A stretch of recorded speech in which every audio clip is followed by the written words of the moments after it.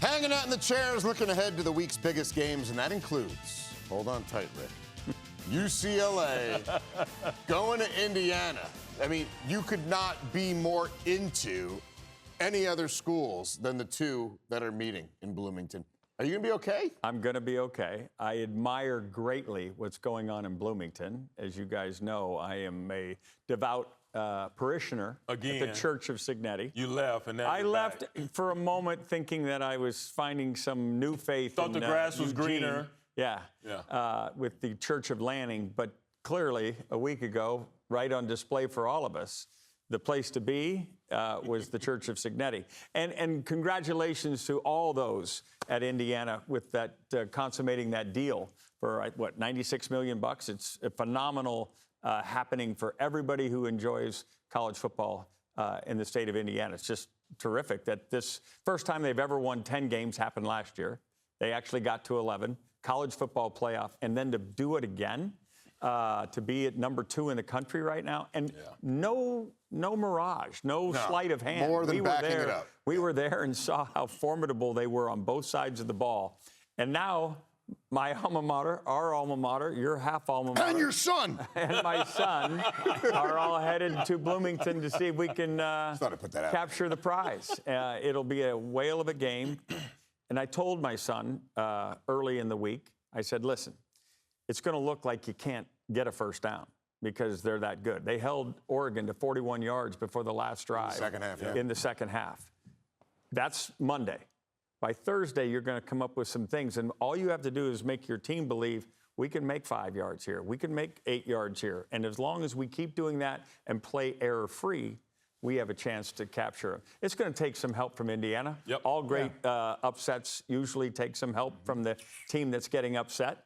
But the Bruins are hot, and it's going to be a fun game. And along those lines, if you look at film side by side or one after the other, you watch that Oregon game, and you're going to say, oh, my God, these guys are unbelievable. Then you watch them last week against Michigan State. Early especially. The first half or so, they looked like it wasn't a letdown necessarily, but they just weren't as sharp. So just if you want to see how human a team can be, you show your team that and go, look, that's the team. But my guess is in a national type of a situation, Cignetti will have those guys just smoke coming out of their nose. Yeah, they're not going to let themselves get instated, man. There's just no way that there's going to do that. And I think if you're the coach, you show them cut-ups that are legit, but as the week goes along, Rick, to your point, it's like you start showing them the bad plays and the mistakes and the opportunities and what you can take advantage of, because belief has really been what's allowed UCLA to get to this point, starting off by losing 4 straight and then winning 3 straight. It's the same players, but their attitude and their approach is completely different. The challenge is they're playing a team that's been playing that way for 2 years. And Indiana is the only team in the country that's top 5 in scoring offense and scoring defense. Fernando Mendoza, the only quarterback in the country, has thrown 4 more touchdowns and 0 interceptions in 4 straight games. I mean, these dudes are a machine. It's amazing what it is they've been able to do. The defense for Indiana is what's been really intriguing to me. The Hosea Wheeler, Tyreek Tucker, the Bloomington Bulldozer, and the Hoosier Hammer, man. Those dudes inside bring it, which allows Aiden Fisher, number 4, that. Lots of movement in there. They don't just play in their gap. They are switching gaps a lot, which is a complication for an offense. But if you can catch them out of position, you can gash them. Well, I sound optimistic? Brian Hayes has done a wonderful job as defensive coordinator, and they have a nice rotation, a hockey line, if you will. So they keep those guys fresh. Reason why you can hold Dante Moore and the Ducks to, 40 yards in the fourth quarter of that ball game on the road. I love how they play collectively.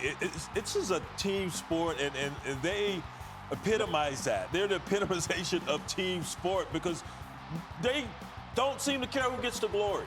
And we remark when we're watching these games, you see guys celebrating and doing all their antics, and you might get some of that from them, but they appear to be a pros team. a pro team, I should say, because the way they go about their business. Then on the offensive side of the ball, you got the Surratt, who's leading the nation in receiving touchdowns. Terrific You got Omar Cooper Jr., his buddy, the other wide receiver just below him, with 6 touchdown catches. So you're going to have your work cut out for you if you're UCLA. Last week they faced a hot quarterback in Malik Washington. He was off somewhat. They had some drops in that game as well, but they defended also pretty good. So this is going to take a yeoman's effort by everyone on that squad to take down the number 2 team in the nation. Love the point you made. They've been doing it for 2 years. You're right. And this is no fluke. It wasn't a fluke last year. It's no fluke this year. No sophomore slump. And I think they'll be ready, considering, as you stated, Randy, that they got out of the gate slow last week. I'll say this. When you watch the Oregon tape, and we were down on the film and standing next to that front 7, like, they're dudes. Those guys are going to play in the NFL. Like, I think the draft will bear out how good this Indiana team is. Oregon was able to run on them. Their 2 running backs averaged 6 yards per carry. They just didn't run it much, which is baffling and head-scratching because they kept trying to throw, and that fed into what Indiana's strengths are, which is all that simulated pressure, where now you see them, now they don't. They're only going to bring 4 or 5. You just have no idea where they're coming from.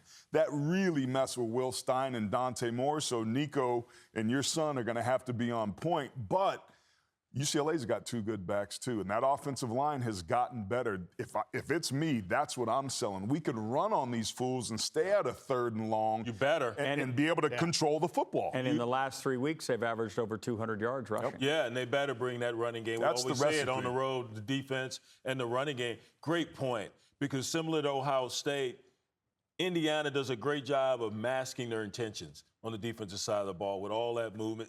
We used to call it sugar, mugging, whatever, when you get up in the line of scrimmage, and then you might drop out. Sometimes you might come. So they're wonderful at that, and everyone is on the same page, man. I just thought they were a machine watching them up close and personal. Yeah, no doubt. You know what? Let's hear from the coaches, because we've had a lot of fun. They can state what we said much better than us. Maybe, yeah. We've had a lot of fun talking about Jerry Neuheisel, but the interim skipper is actually a guy he's done a wonderful job. Named Skipper. Yeah.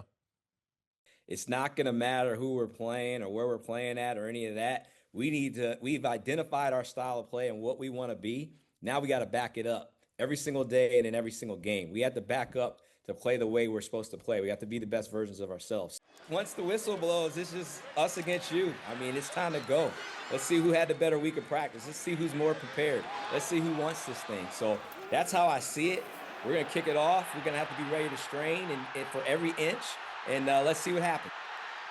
We're playing a 3-0 football team that's undefeated. That's 3-0 in the conference. Since they have retooled their staff and now have their new defensive coordinator and offensive staff in place. Very impressive football team. Coach, what were the conversations and process like with Scott Dolson and getting that extension, and how that kind of showed his commitment to you and the football program? He just walked in my. He comes in every Thursday and we chat about the game, and he popped in right before the player meetings on either Tuesday or Wednesday. I can't remember. I was watching tape. I was really consumed with prep, and he popped in for about a minute and a half and said, "This is kind of what we'd like to do.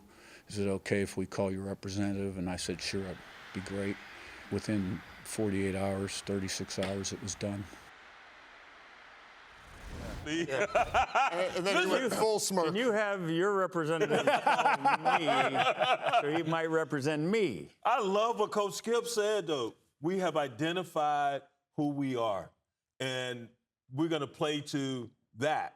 We're not worrying about them and what they do. We know who we are, and we're going to go out and we're going to employ what we have figured is our best way forward. In that case. And the smile on his face, dude, that enthusiasm that's and everything. he's brought to this football team, it's just amazing. Remarkable. Going from 0-4 to where they are now, 3-0 over these last few having weeks. Fun. Yeah. By the way, that's Cignetti confetti right there. That little trickle-down effect by the Indiana administration going and securing him. Vanderbilt, Missouri, Arizona State, those schools better take notice, because there's going to be a slew of openings their guys, to keep their guy. Because it doesn't seem like there's a lot of big-name college head coaches for all the vacancies we're going to end up with. Of course, they come from various places. So, all this fun. Raise your hand if you're taking UCLA to win this game. I see what you did there. Okay. I see what you did there. There's still nothing there. You know why? The ceiling's coming down. AT's going to set the out point that. Is it going to be a great day to be a Bruin? Great day to be alive and be a Bruin. Every day is Every a great day day is to a be great alive. day to be alive and be a Bruin. If you're a new Heisel.